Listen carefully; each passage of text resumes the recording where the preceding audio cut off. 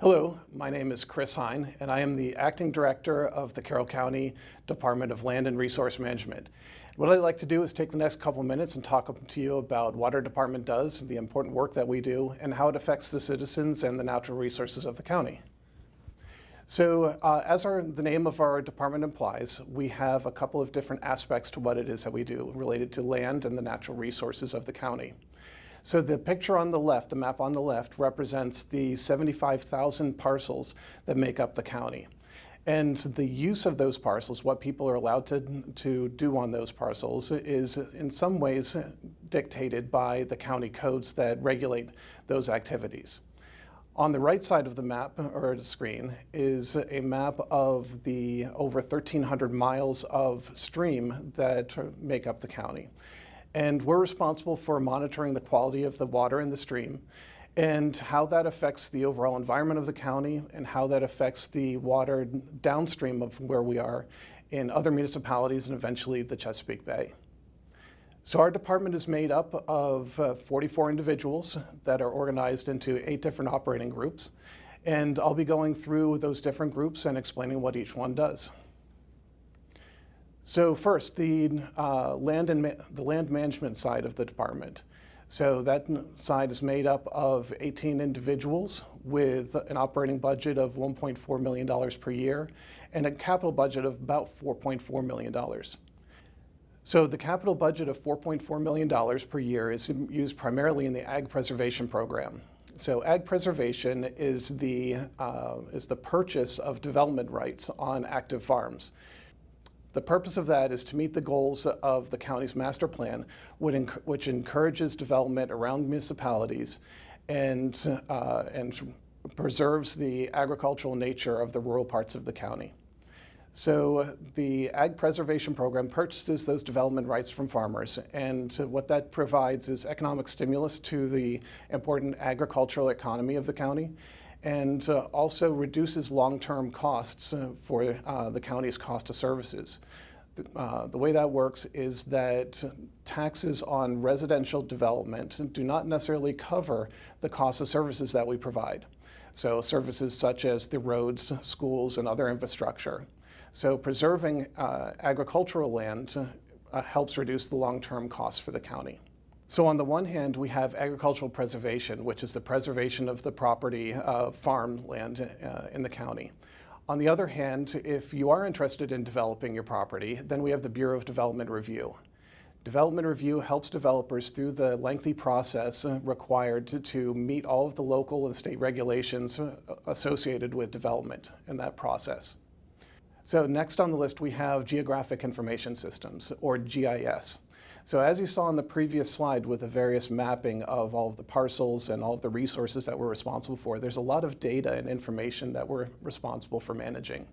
So that data can be the individual parcels, where we have a map that shows what the parcel looks like, but then we also have data associated with that, which could be the property owner, it could be the address, it could be the size of the parcel, etc. We also have information such as the natural features that we're responsible for, such as stormwater management facilities that are constructed to improve water quality. We're responsible for inspecting all of those features every 3 years, and there are over 2,000 of them around the county. So we have staff dedicated specifically for managing of that information. So the last part of the department is zoning administration, and that's the enforcement side of what we do. So zoning administration looks at the local codes and ensures that on a day-to-day basis that land is being used appropriately to the zoning codes. So for example, if you live in a residential subdivision and your neighbor starts operating a commercial sawmill, that's not necessarily something that fits in with that neighborhood. And so if we receive a complaint about that, our zoning administrator would send out an inspector, check the property, ensure that and verify whether what's happening there, what operations conform with the local codes. If it does not conform with the codes, then we have the legal right to make to stop the operations and to bring the property into compliance. So those are the land management side of that's the land management side of the department. On the resource management side, we have the Bureau of Resource Management, which is made up of 4 divisions. We have approximately 23 people in that bureau, and our operating budget is about $4 million per year, but half of that is paying off the debt service for bonds that we take for the capital projects that we perform. And then we have a capital budget of $3.6 million per year. So the four divisions that we have, the first is the Environmental Review Division. These are the environmental specialists who perform the reviews of development projects to ensure that there's compliance with the environmental codes that we enforce. So these are the floodplain managers, the forest conservation specialist, stormwater management specialist, and water resources specialists to ensure that development is done in accordance with all the appropriate codes. We then have the Environmental Compliance Division. This is the enforcement side of the resource management side of the department. So these are the inspectors that go out to construction sites and to respond to complaints and ensure that we're complying with all environmental rules and regulations. Our environmental inspectors perform about 10,000 inspections per year. We then have our Water Resources Division. These are the environmental scientists who go out and monitor and analyze the water quality in the county and ensure that, that the activities that we perform both on the development side and also that we perform in-house improve the quality of the water. And finally, we have watershed management. So one of the primary things that the Bureau is responsible for is compliance with the National Pollutant Discharge Elimination System permit, or NPDES permit. This is a permit that's issued to us by the Maryland Department of the Environment, which comes out of the Clean Water Act. And it requires that there are a lot of activities that the county perform, including improving the water quality in the streams of the county. This is because it affects the overall quality of the environment in our county and also affects everybody downstream of us all the way down to the Chesapeake Bay. So the Watershed Management Division is responsible for administering that permit and performing all design, construction, and maintenance of the stormwater facilities that are in the county. That was a summary in general of what the various operating divisions in the department perform. In general, though, to summarize, what we do is we implement and enforce the 10 chapters of county code related to natural resources and land development. As I mentioned, a big part of what we do is the implementation of our NPDES permit. And in general, we are the subject matter and local experts related to natural resources and managing those resources. So why do we do what we do? So specifically, it's all based on the laws that have been legislated and we're required to follow and that we enforce. So from a land management perspective, these are all local laws. So these relate to the development and subdivision of land and for things like adequate public facilities. So what that means is there are certain public services that the county provides. Those relate to the roads that you drive on, the schools that your kids go to, the fire and EMS response, and in some cases, water and sewer service. We have to ensure that we don't compromise those services and ensure that they continue to be provided to all of the local citizens. From a resource management perspective, most of the laws that we have to address come down from the federal and state level.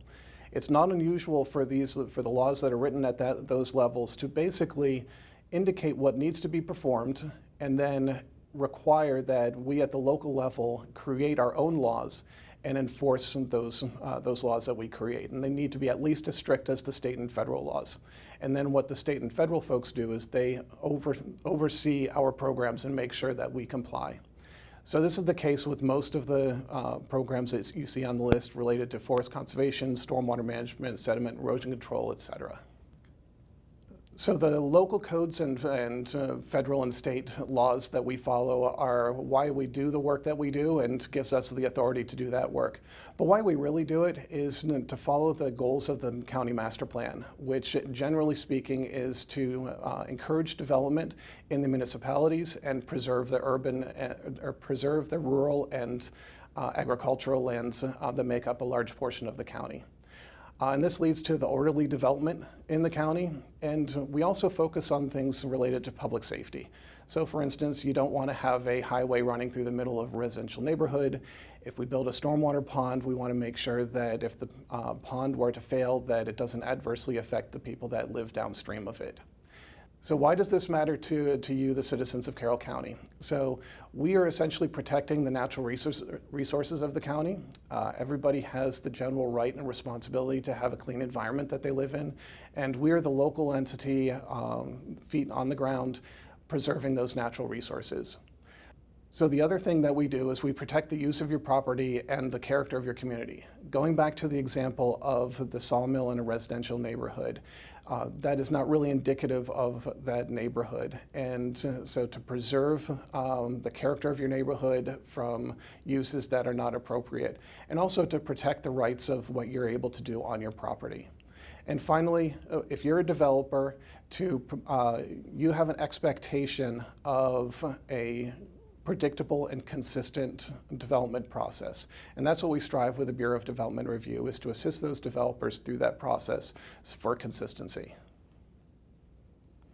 All right, now to go through a couple examples of what it is that we do. So as I indicated, the Development Review, Bureau of Development Review, any sort of development comes through our department, whether it's a 14-lot subdivision in the Mineral Hill area, or a almost 200,000 square foot addition to Random House. All of these projects go through development review, and we assist the developer with meeting all of the state and local regulations associated with that development. From an ag preservation perspective, we have multiple programs, state, local programs that preserve land. The map on the right side of the screen indicates all of the preserved property in the county. It's over 76,000 acres of property that of ag land that we've preserved. We have the second largest program in the nation. And so these are some examples of recent projects that have come through our office. From a resource management perspective, the metric that we use to determine if we are improving water quality is treatment of impervious area. So these are 4 examples of projects that have been recently completed. Roberts Mill in Tawnytown, Langdon in Westminster, Shiloh Middle School out in Hampstead, and the Elderwood project down in Eldersburg. And so indications there are of all of the impervious area that is now being treated through the wet ponds that we've constructed or the dry filters that we've constructed. Also in resource management, we strive to do tree plantings because of the improvement to the environment that the tree plantings provide. Whenever we get grant money, quite often from the Department of Natural Resources to do these plantings, we try and reach out to the various schools that are in the area or to the Carroll County Outdoor School to engage the students in in education as well as service hours. Over the past 10 years, we've planted over 200 acres of trees. And so with that, our department is happy to answer any questions that you have, and my contact information is on the last screen. Thank you.